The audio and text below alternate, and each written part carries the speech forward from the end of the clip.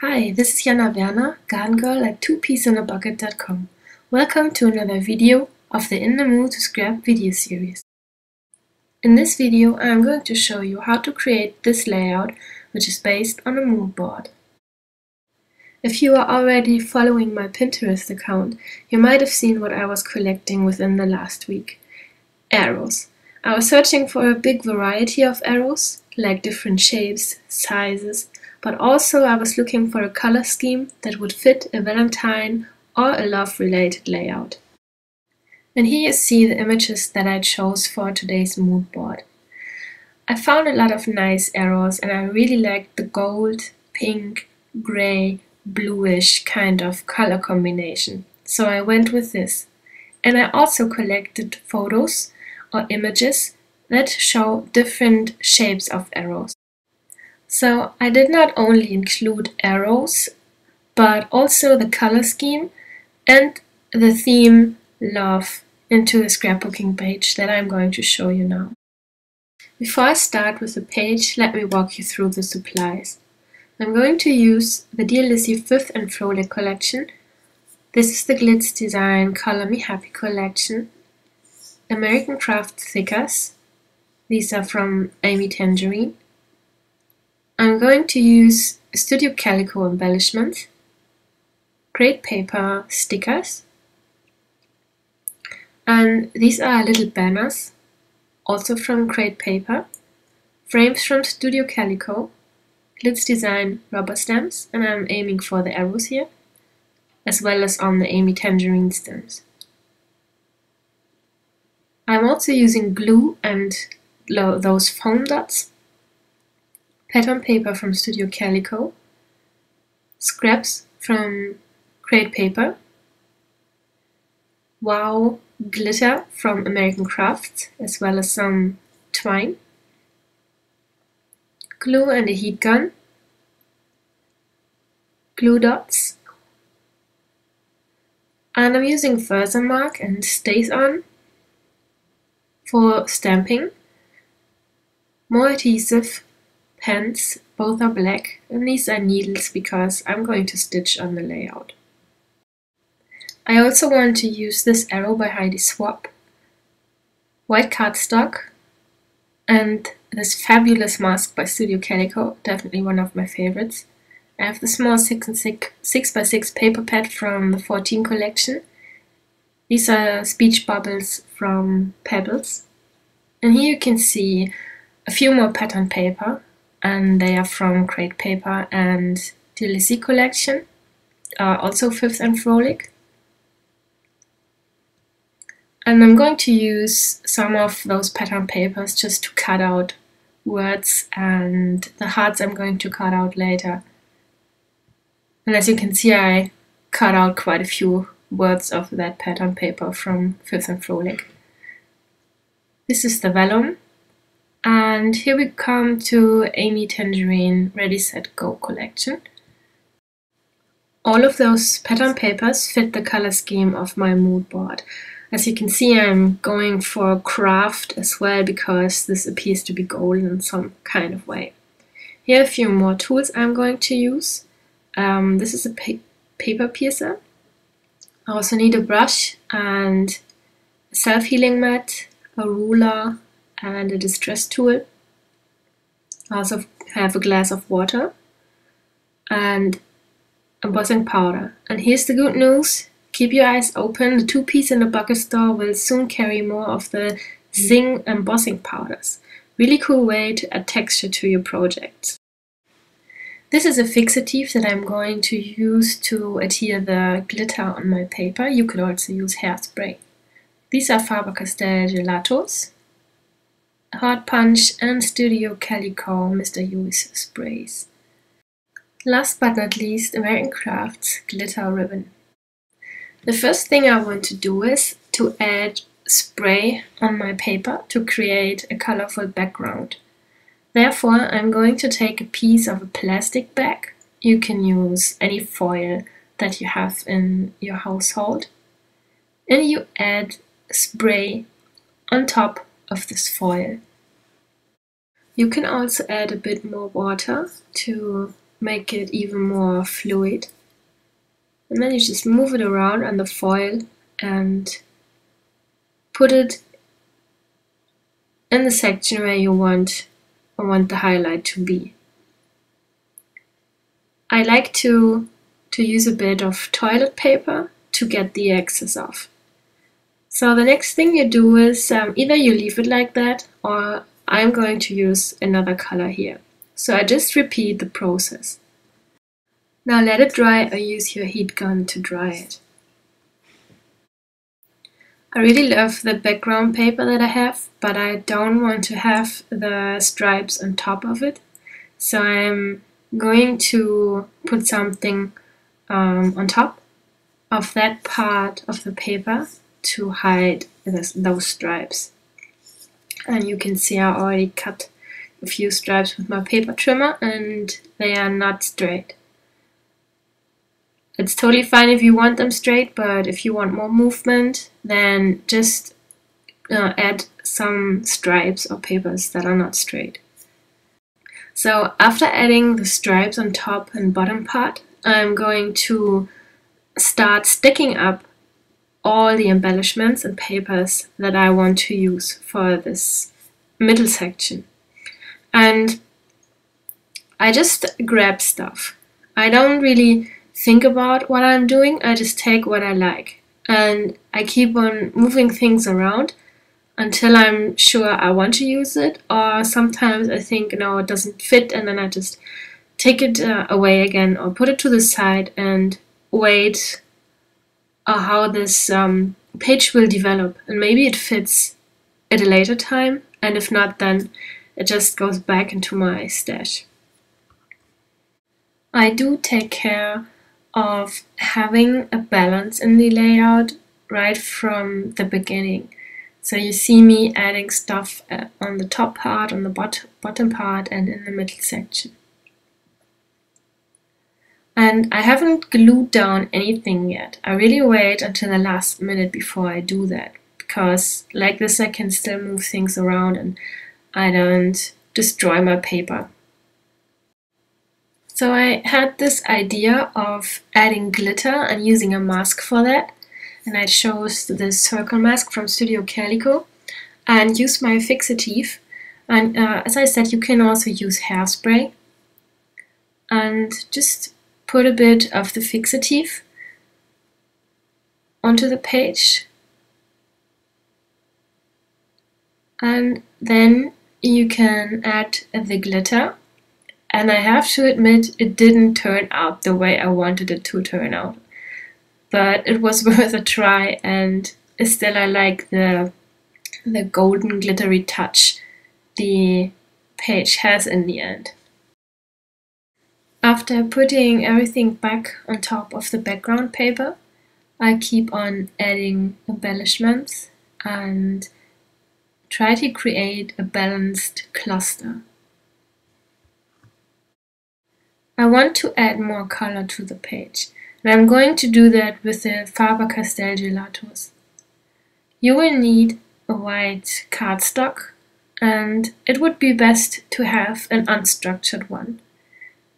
You can use the gelatos with water, or you can just smear them with your fingers. Both works very fine. I'm going to do this with all 4 colors, and then I am going to punch heart shapes out of this. If you used water with the gelatos, make sure your paper is dry, otherwise you might have distressed edges when you punch out those shapes.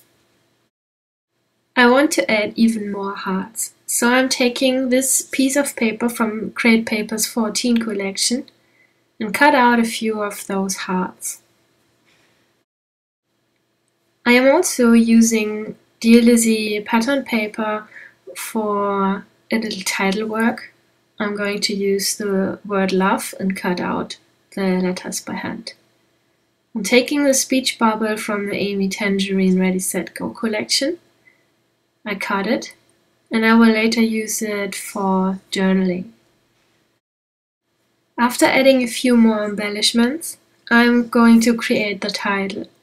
And I'm using big letters and small letters, and I'm having 3 different fonts.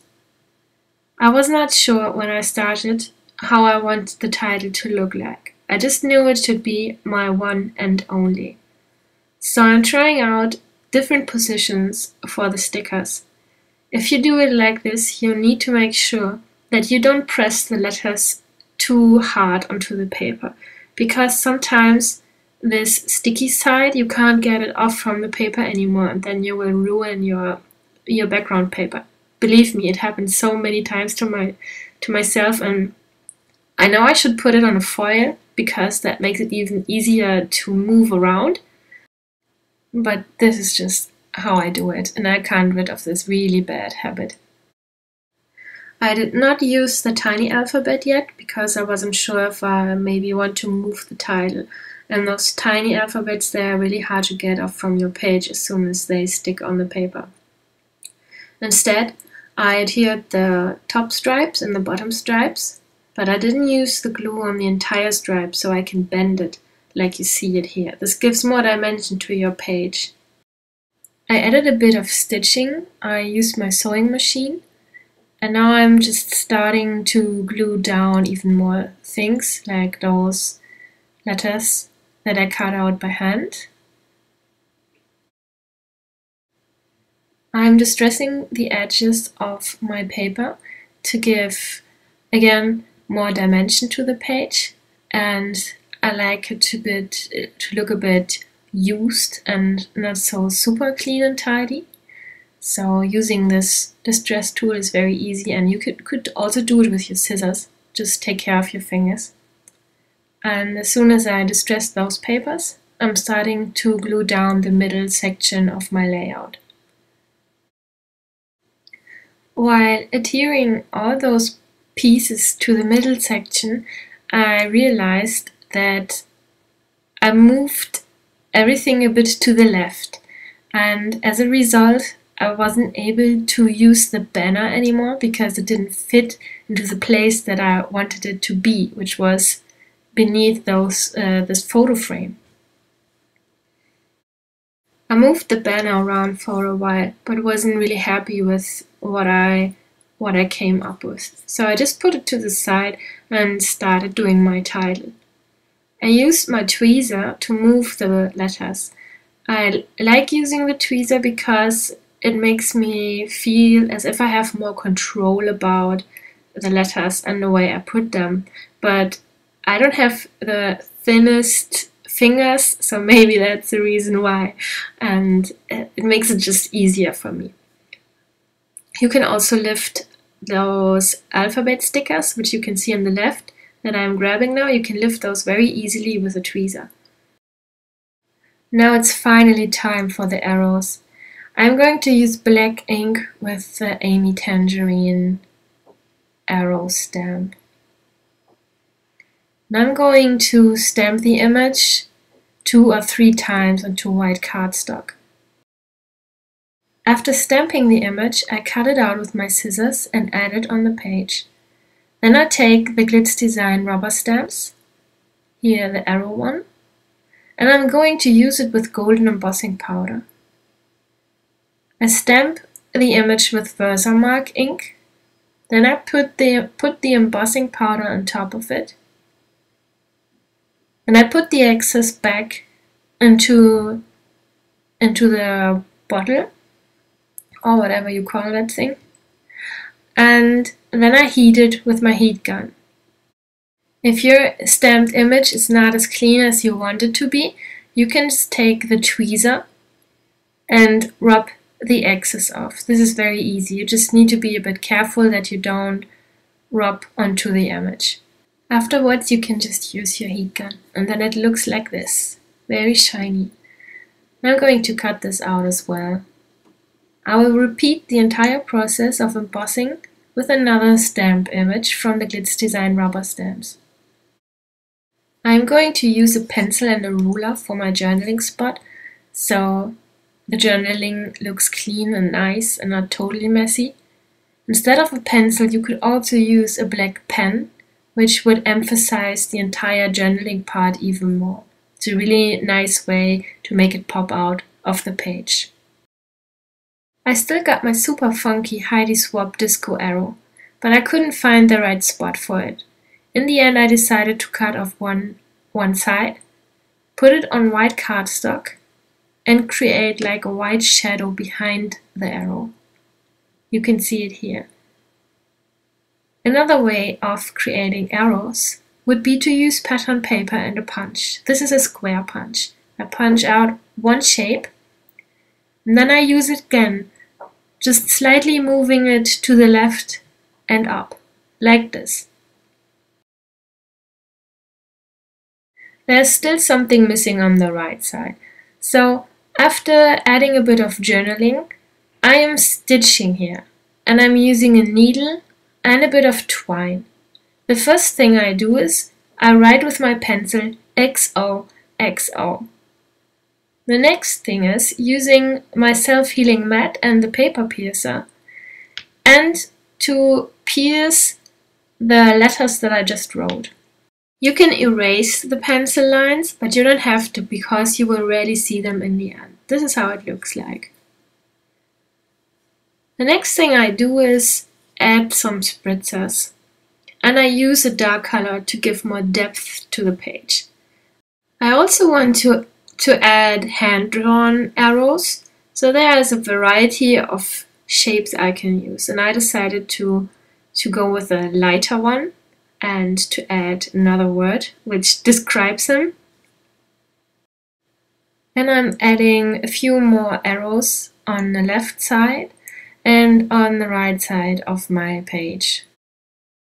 I also used the Glitz Design roller stamps to add more arrows, and I used my sewing machine to adhere them. And the final step now is to add the date, and I'm using the date on which the page was created, not the photo was taken. One last arrow, and then we are done. So why do we need all those arrows? If you have a closer look, you see that I created a circle with those arrows. Just follow my finger. We go from the top left to the right side, down to the left side again. And the left arrow next to the word my leads us directly to the title. This means you don't only use the arrows to emphasize special parts of your layout and to create more movement, but you can also guide the one who's looking at your page, because the eyes of the one who's looking at the page will always follow the arrows. If you are familiar with the 2 Peas in a Bucket video series, you know that we always add a challenge to our project and video. My challenge for you this week is to use the color scheme of the mood board and arrows. You can either hand draw them, you stamp them, you use die cuts, anything, but it must be an arrow. I am very much looking forward to seeing your projects. Thank you so much for watching today's video and see you soon. Bye bye.